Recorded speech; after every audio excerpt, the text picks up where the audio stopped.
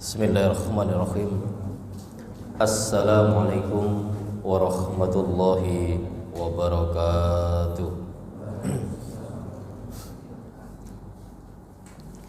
Alhamdulillah, wassalatu wassalamu ala rasulihil mustafa wa ala alihi wa sahbihi wa mawala.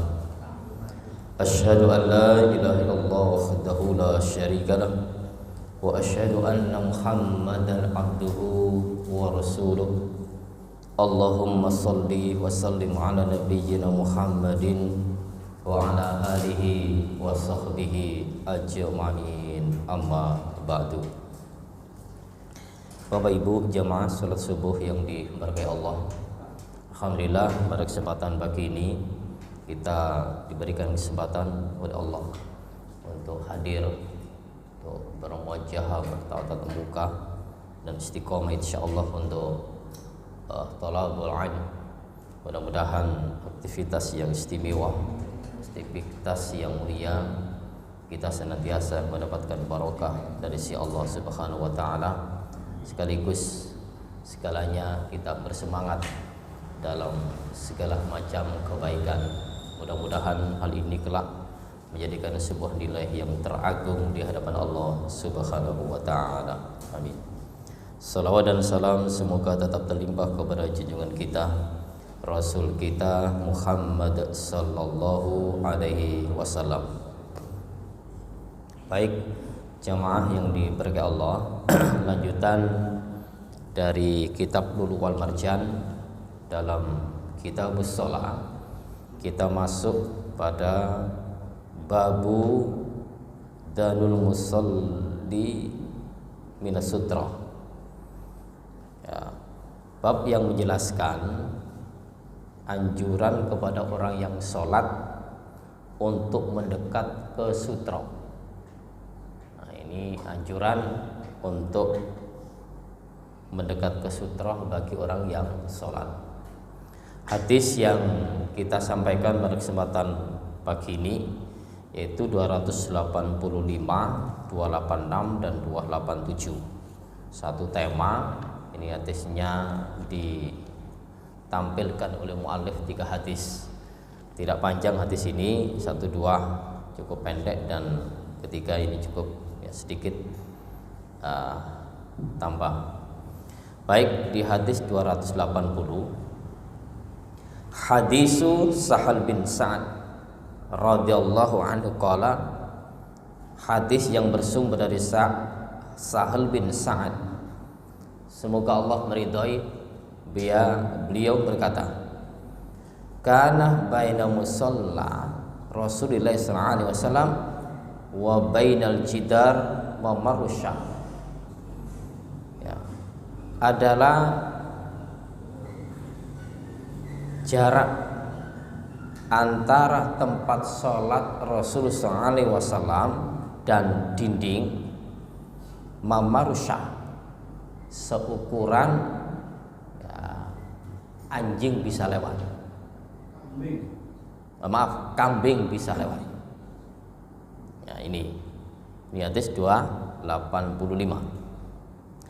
286, hadis Salamah qala kana jidarul masjid indal mimbar maka datis syah tajuzuha. Hadis dari Salamah bin Al-Aqwa radhiyallahu an, ia berkata, nah, ini terkait dengan hadis di atas, ya, jarak antara tempat sholat Nabi dan dinding masjid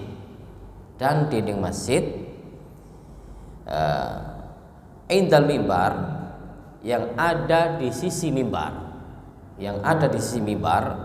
itu maka datisya tajuzuha, seukuran kambing melintasinya. Nah, ini artinya nampaknya dua ini selaras. Kemudian yang satu lagi, hadis Salamah bin Al-Aqwa radhiyallahu anhu qala Yazid bin Abis Ubaid, ya, hadis dari Salamah bin Aqwa ini sama dengan hadis 286, Semoga Allah meridhoi, ia mengatakan bahwa Yazid bin Abi Ubaid, nah, ini kuntu ati ma'a Salamah bin Al-Aqwa. Yazid bin Abi Ubaid, beliau mengatakan saya ini pernah datang bersama Salamah bin Al-Aqwa. Fa yusallih indal ustuwana, maka dia siapa? Yaitu Salamah bin Al-Aqwa. Beliau sholat menghadap di tiang masjid. Al-ustuwana itu tiang masjid. Allati indal mushaf, yang ada di samping mushaf. Fakultu ya Aba Muslim, maka aku Yazid bin Abi Ubaid mengatakan kepada, wahai Aba Muslim, ini panggilan Salamah bin Al-Aqwa, araka tatakharras shalah inda hadhil ustuwana, aku melihatmu menghadap ketika sholat itu di ustuwana, di tiang masjid ini.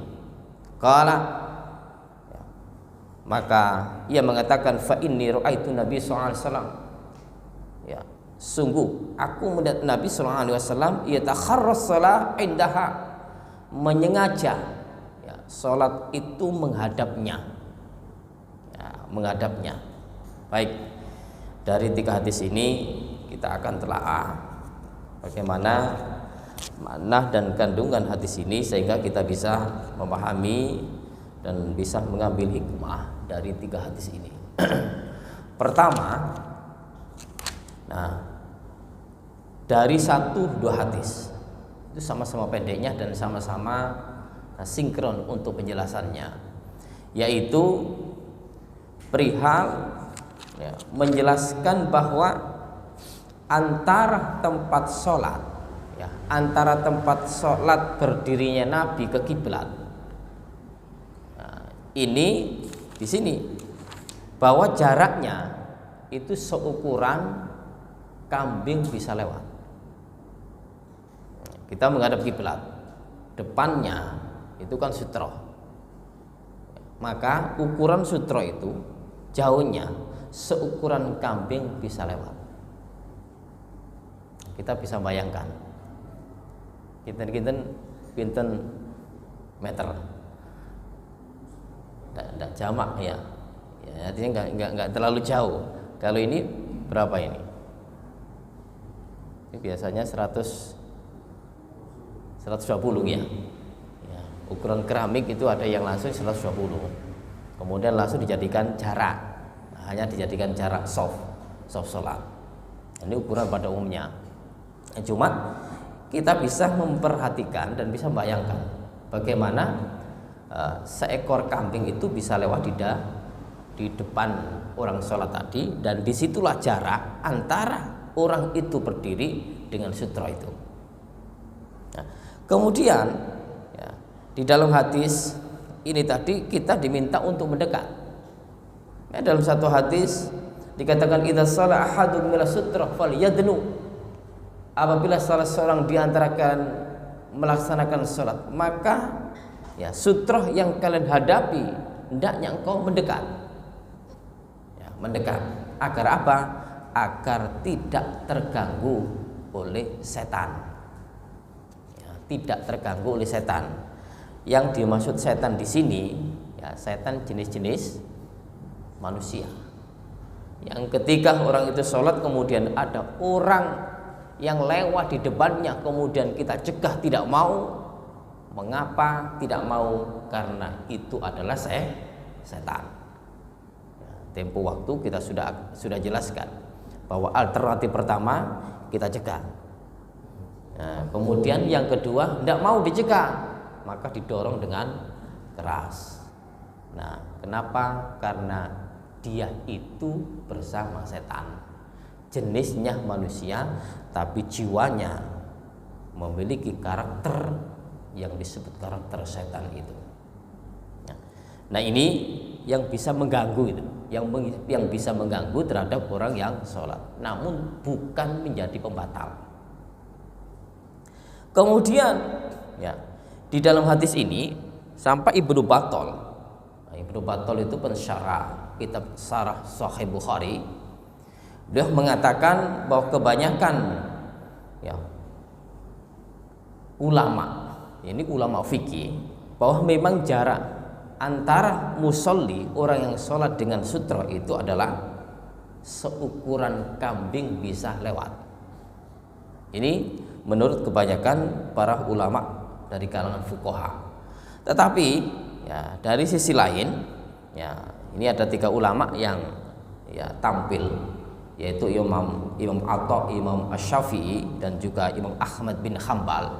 Beliau mengatakan bahwa jarak antara musolli, orang yang sholat dengan sutra, itu sekira 3 hasta.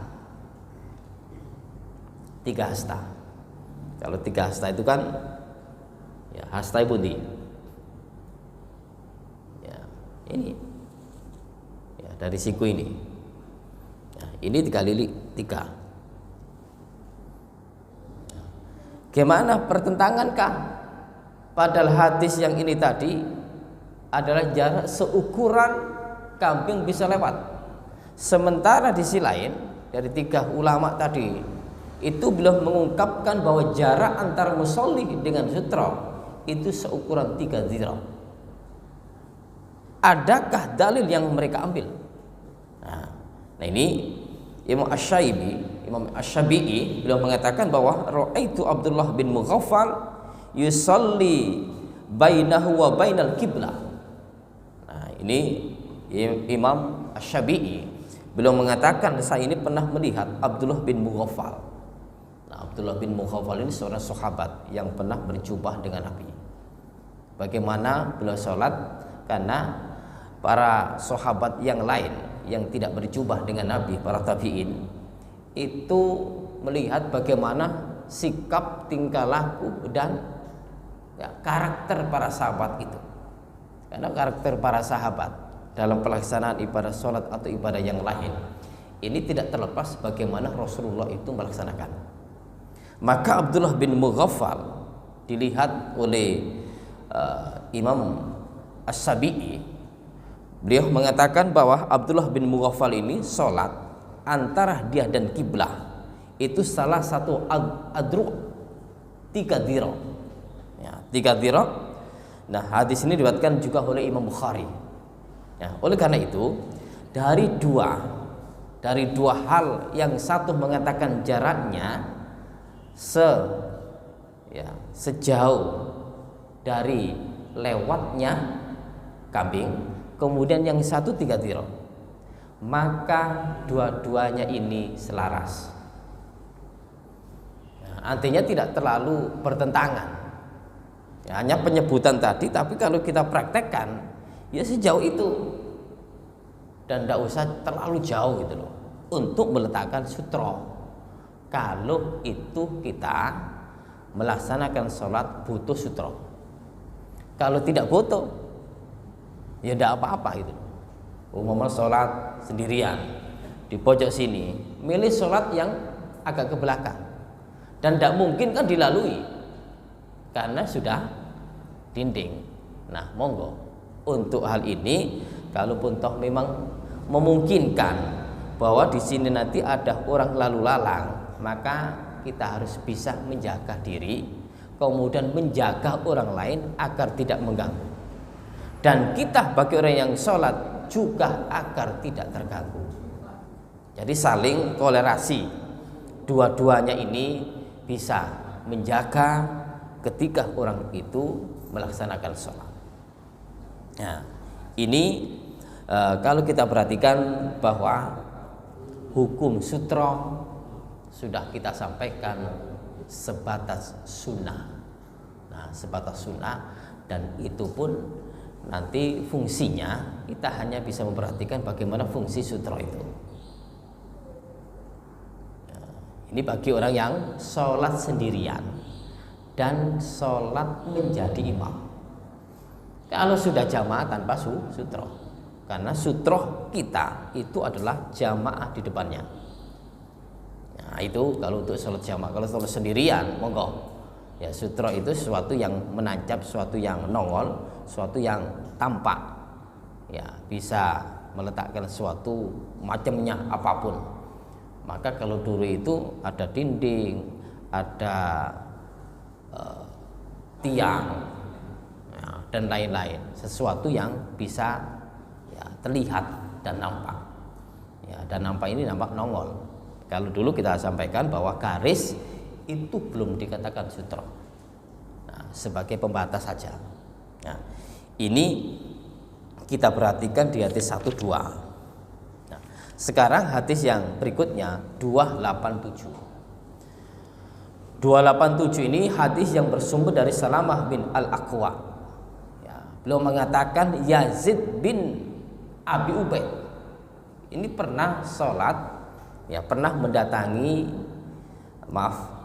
Yazid bin Abi Ubaid ini belum mengatakan, saya ini bersama Salamah bin Al-Aqwa sholat, ternyata Salamah bin Al-Aqwa ini berarti apa? Sholatnya sendiri-sendiri.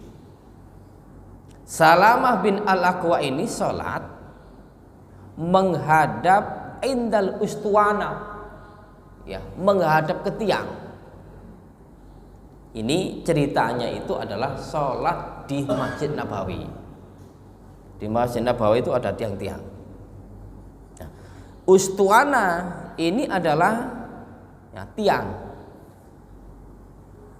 Lah, tiang ini di dalam Masjid Nabawi itu ada yang disebut dengan tiang al-ustuana al-muhajir. Ya, al-ustuana al-muhajir. Ustuana al-muhajirin. Nah, ini yang pertama. Kemudian, ya, ustuanah di situ tiang, sampingnya itu ada mushaf. Zaman Rasulullah SAW. Ya, kemudian para sahabat, dan sampai sekarang di Masjid Nabawi, baik dalam raudhah ataupun di dalam masjid yang seluasnya itu tiang-tiang banyak sekali tatanan kotak yang berisi Al-Quran atau mushaf itu. Itu praktek zaman sekarang ini sudah dipraktekkan zaman para sahabat dulu. Sehingga apa? Pendekatan seorang ketika sholat mungkin menunggu waktu iqamah. Mereka mengambil Al-Quran, kemudian dibacanya, dihafalkannya. Nah, sehingga dekatnya orang yang sholat tadi, seumpama ada waktu longgar, tinggal ngambil aja Al-Quran itu. Ustuana al-muhajir. Nah, al-ustuana al-muhajir. Nah, di sini nama tiang. Lah, di dalam Masjid An-Nabawi itu. Nah, ini para ulama mengatakan bahwa perihal al-ustuana, ya, al-ustuana ini di antara Ibnu Hajar, beliau menyampaikan tentang apa yang disampaikan oleh gurunya, bahwa perihal al-ustuana, tiang, itu pembicaraan tentang yang ada di ruangan yang disebut dengan raudhah. Ya, raudhah. Di situ ada 3 tiang. Yang pertama al-ustuana al-muhajirin, kemudian al-ustuana at-taubah, kemudian al-ustuana Aisyah. Lah, al-ustuana Aisyah di sini adalah jaraknya dekat dengan makam Nabi. Jaraknya dekat dengan makam Nabi. Namun semuanya ternyata yang terkenal al-ustuana Aisyah. Ustuana Aisyah, tiang yang disebut dengan tiang Aisyah. Sampai Aisyah pernah mengatakan kepada ini keponakannya itu, ya, keponakannya Asma, putra dari abinya Abu Bakar, itu punya putra yang bernama namanya Abdurrahman, ya, namanya Abdurrahman. Beliau, Aisyah mengatakan dan ngobrol dengan cara yang sir, dengan cara rahasia, bahwa disinilah Rasulullah SAW melaksanakan sholat. menghadap al-ustuwana hati. Jadi menghadap ustuwana ini. Maka ketika dibicarakan oleh Aisyah, maaf ini bukan Abdurrahman, jadi Abdullah bin Zubair.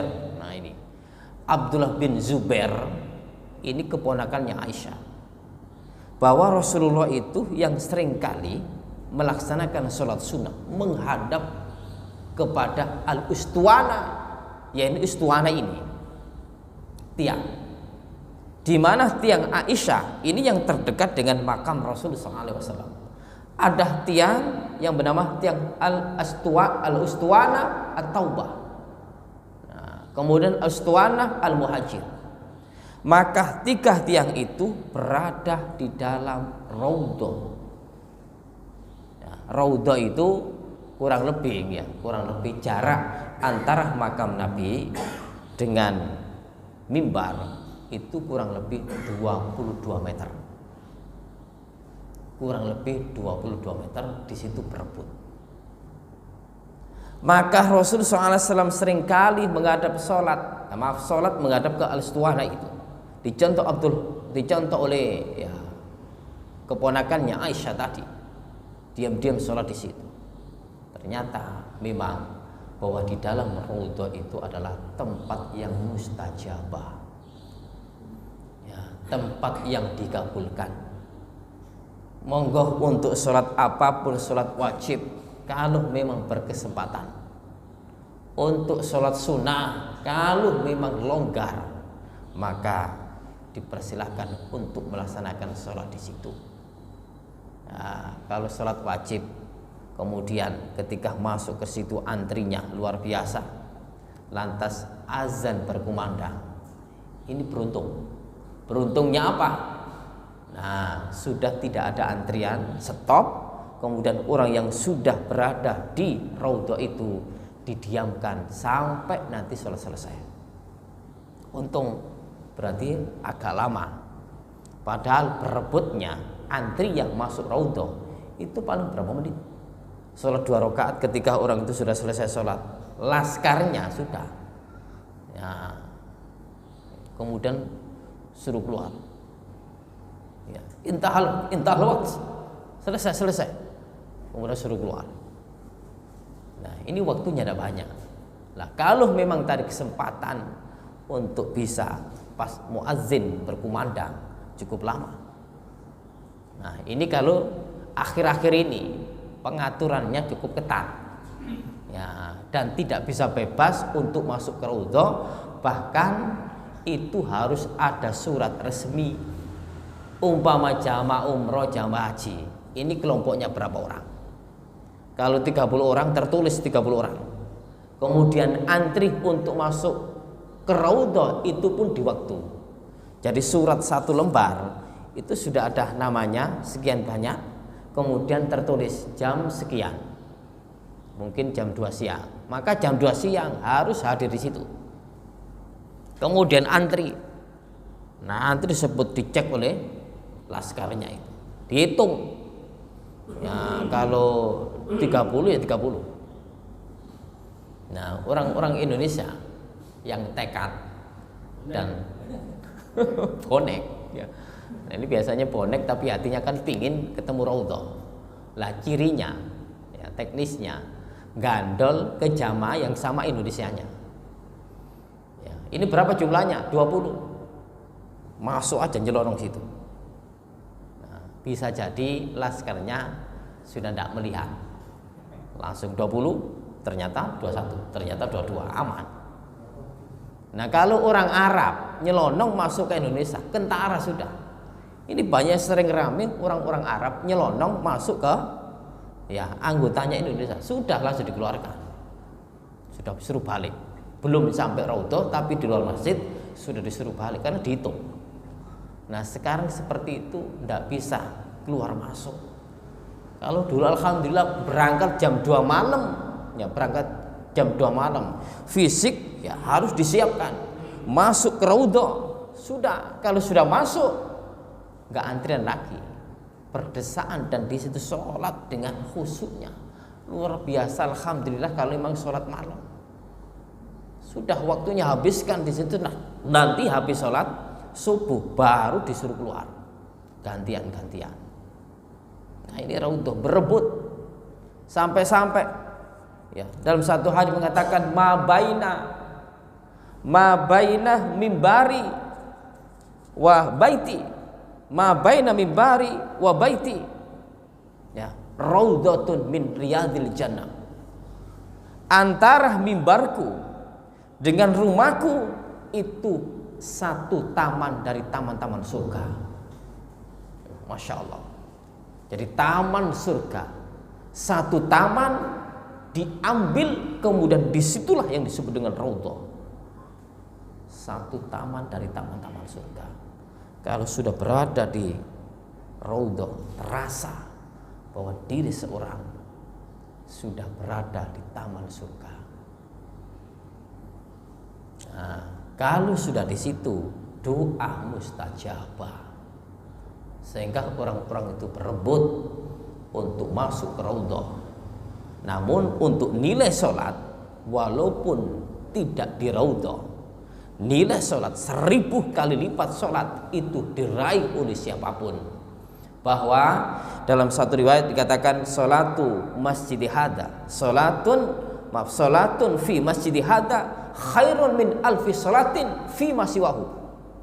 Jadi sholat di masjid ini, masjid Nabi ini, itu lebih baik nilainya daripada 1000 sholat. 1000 sholat daripada sholat di tempat yang lain. Illah al-masjidil haram, kecuali sholat di masjidil haram.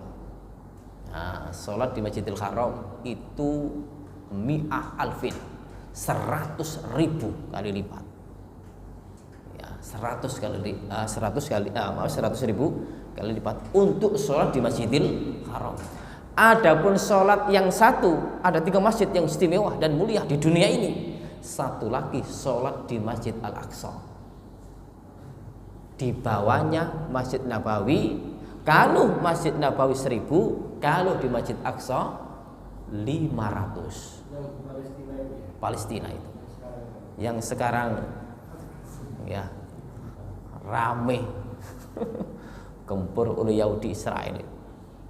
Orang Yahudi itu kan juga mengistimewakan itu, nah, sehingga mereka merebut Gaza ya, dan di situ ada masjid yang istimewa itu. Mereka tidak berani untuk menggempur itu karena mereka juga butuh itu. Nah, ada keistimewaan ya, namun hal ini sampai sekarang ini belum bisa terputuskan. Sudah kalau ini sudah diyakini milik orang Palestina, sudah batasan itu, sudah tidak boleh orang Yahudi masuk situ. Polisinya itu sampai masuk keluar masuk. Kalau orang-orang sudah masuk di situ, sudah tidak bebas. Usianya harus usia tua-tua. Ya, usia tua-tua baru bisa masuk.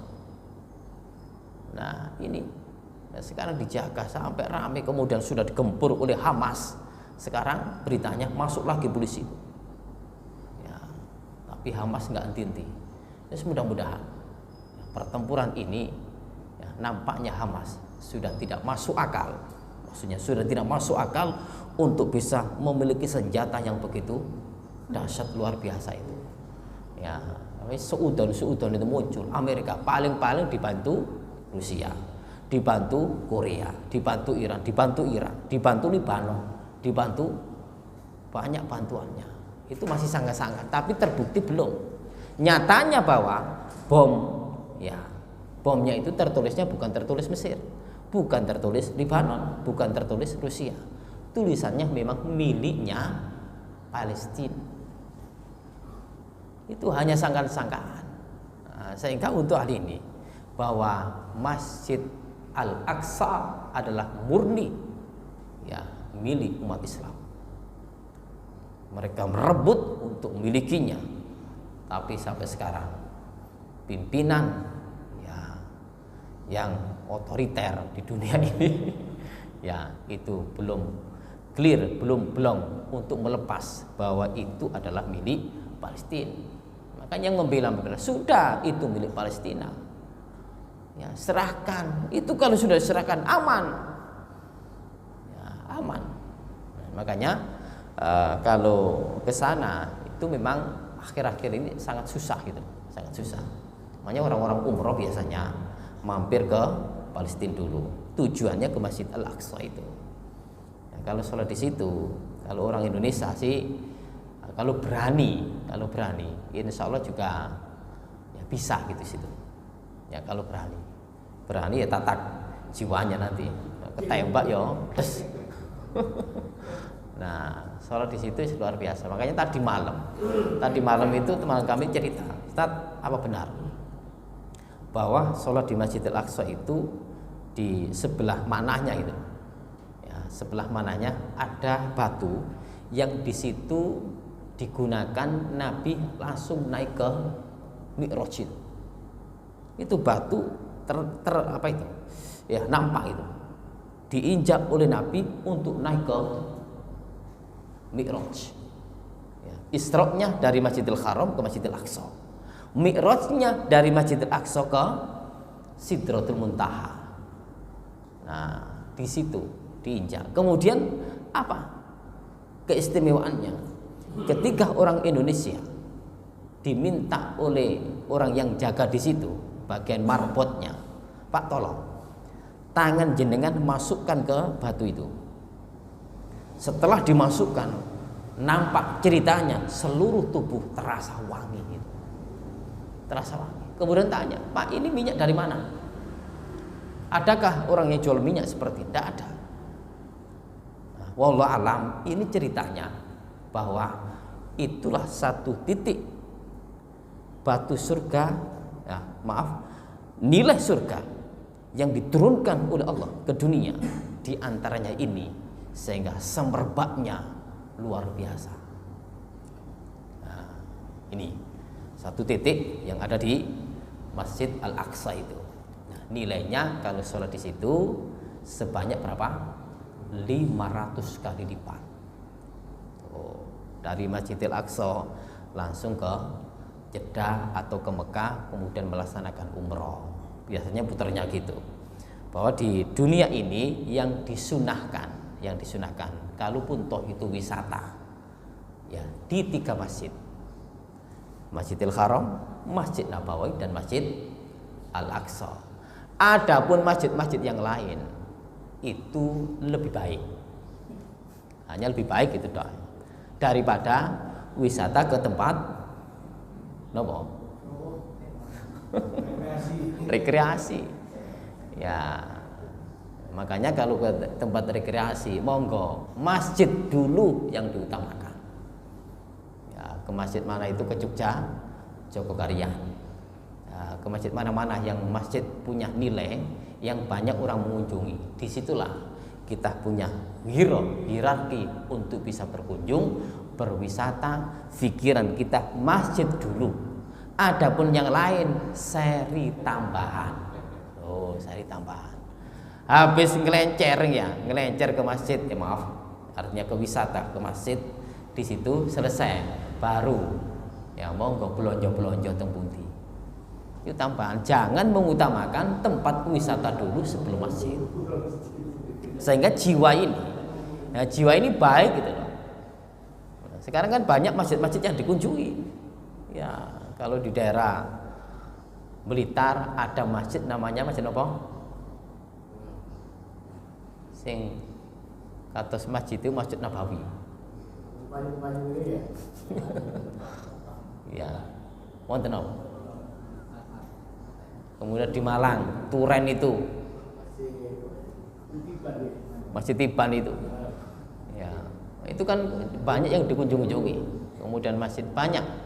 Nah, sehingga banyak orang jamaah yang ya berusaha untuk membangun masjid yang bisa dinikmati oleh ya siapapun. Sehingga didesain sedemikian rupa, kalau orang itu wisata, ayo, tidak mampu untuk berangkat ke tanah haram, tidak mampu untuk ke Palestina, setidaknya ayo wisata ke masjid itu lebih dulu. Tambahannya seri nomor itu. Nah, jangan. Makanya sangat ya eman gitu loh. Kalau kita tujuan kita itu hanya rekreasi, itu maaf tidak islami. Yang islami sudah tujukan untuk fanturu, lihatlah bagaimana anugerah Allah itu. Ya, tujuannya nopo? Diganti. Jangan rekreasi, nopo? Ya, wisata, dakwah. Loh, wisata kemudian dakwah. Nah ini sehingga jiwa kita keislamannya itu masih melekat. Dan nanti seumpama ya rekreasi maaf ini terjadi apa-apa di tengah jalan, diambil oleh Allah, tujuannya mulia. Loh, untuk ke masjid kemudian melaksanakan ibadah. Lah rekreasi tujuannya untuk wah nanti harus bermain-main. Kalau tujuannya main-main, ini seandainya terjadi di tengah jalan, tujuan utama main-main. Loh, sehingga tidak lain jauh dari husnul khatimah. Nah ini Bapak Ibu bahwa di dalam 3 hadis ini ya, mengetengahkan tentang sutroh ya, kemudian nanti ya bab yang lain. Jadi intinya bahwa ketika orang sholat sendirian dianjurkan untuk menggunakan sutroh, dan sutroh itu diharapkan terdekat. Jarak antara musolli dengan sutroh itu sejarak kambing bisa lewat atau 3 dhira'. Ukuran di Indonesia keramik ya itu rata-rata kalau satu ukuran 120 itu sudah cukup. Kemudian tanpa keramik seukuran itu, karpet seperti ini sudah ukuran. Ya, sudah ukuran. Sehingga teknis yang demikian ini bagaimana jamaah itu atau takmir masjid, pengurus masjid bisa mengambil langkah yang terefisien mungkin. Lalu jarak 3 dhira' ternyata itu sinkron, tidak ada perselisihan. Kemudian di dalam hati yang 287 ini mengetengahkan bahwa sholat menghadap tiang ketika di dalam masjid itu ada tiang-tiang itu menjadi sutronya. Kalau di dalam di zaman Rasulullah, Rasul toh sendiri pelaksanaan sholatnya itu seringkali menghadap ke al-ustuwanah. Nah, al-ustuwanah yang ada di dalam Raudhah. Ada al-ustuwanah Aisyah, al-ustuwanah al-muhajirin, al-ustuwanah at-taubah. 3 ustuwanah itu di dalam Raudhah. Dalam Raudhah itu tempat yang istimewa, pojok sampai pojok. Di pojok yang sebelah kanan ya, dari belakang sana itu ada mimbar. Nah, mimbar Rasulullah, dan di situ sudah didesain. Nah, desain kalau mimbar Rasulullah itu hanya tiga tangga dulu. Kemudian berikutnya ditambahi. Nah, di situ ada pintunya. Maka luar biasa dari awal mula Rasulullah membangun ya, mimbar itu sampai sekarang sudah luar biasa indahnya. Dan jarak antara mimbar itu sampai ke makam Rasulullah, nah disitulah Raudhah dari sekian taman-taman yang ada di surga itu. Berdoa bermunajat, insya Allah mabruk, makbul, dan mustajabah untuk orang yang berdoa dalam Raudhah itu. Mudah-mudahan siapapun kita jamaah bisa berangkat untuk melaksanakan haji ataupun umrah dan bisa masuk ke Raudhah untuk bagaimana bermunajat di situ, menyesali diri kita, dan di sampingnya itu adalah makam seorang yang mulia Rasulullah SAW. Kemudian di sampingnya ada Abu Bakar, ada Umar ibn Khattab.